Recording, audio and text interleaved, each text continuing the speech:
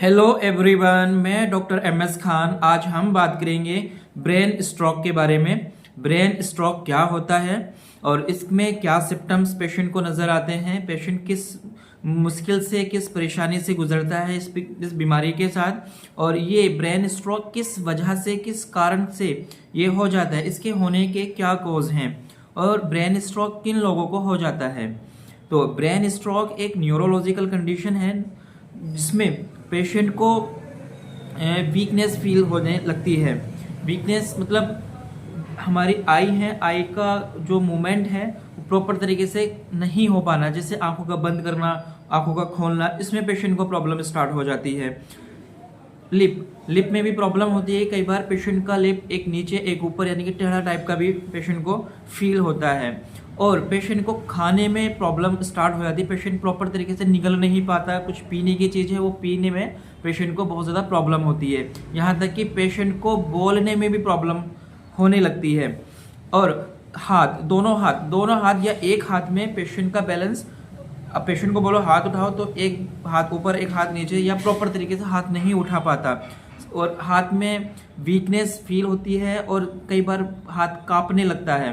और पेशेंट को कई बार लगता है कि हाथ बहुत ज़्यादा भारी हो गया, या किसी एक पार्ट, लोअर पार्ट में भी पेशेंट को लगता है कि उसकी जो चाल है, चाल में बैलेंस खराब हो रहा है, वो लड़खड़ा कर चल रहा है।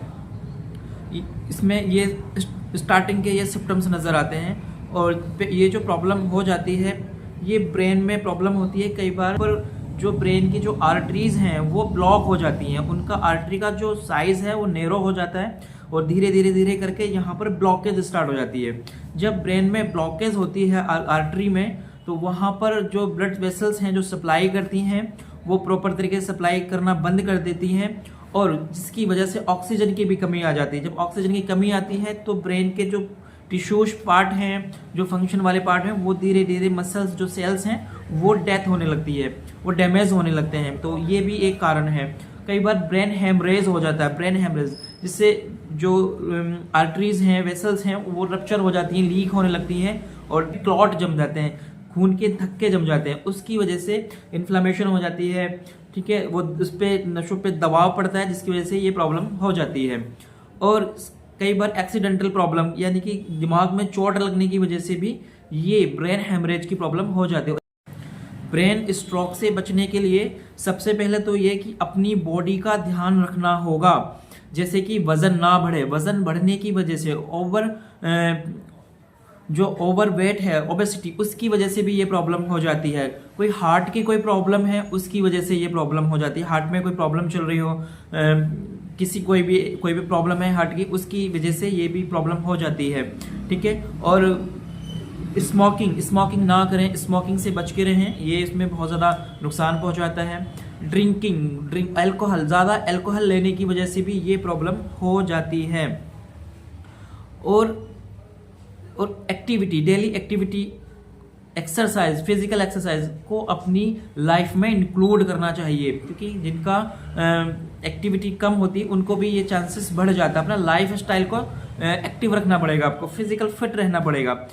जब ब्रेन स्ट्रोक हो जाए या फील होने लगे कि इनमें से कोई एक प्रॉब्लम हो रही है, बोलने में प्रॉब्लम, आंखों का झपकना, इसमें प्रॉब्लम, खाने पीने में निगलने में प्रॉब्लम, हाथ में वीकनेस लग रही है, या कंपन सा हो रहा है, या लड़खड़ाहट वाली चाल स्टार्ट हो गई है, तो इसमें कोई डिले ना करें और डायरेक्टली डॉक्टर के पास जाएं, इमरजेंसी में जाएं, अपनी कंडीशन दिखाएं। वहाँ पर प्रॉपर तरीके से डायग्नोज करेंगे कि ये किस वजह से हुआ है।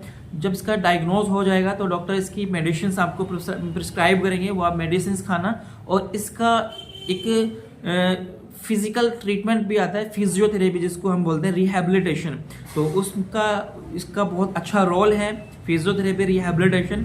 ब्रेन स्ट्रोक में, पैरालिसिस में ये बहुत अच्छा ट्रीटमेंट है, ये ज़रूर लें और इसमें कोई डिले ना करें, क्योंकि ब्रेन स्ट्रोक की जो प्रॉब्लम है, पैरालिसिस की जो प्रॉब्लम है, इसका एक टाइम होता है ठीक होने का, गोल्डन पीरियड टाइम्स, वो ये उसमें बहुत जल्दी रिकवर कर जाता है।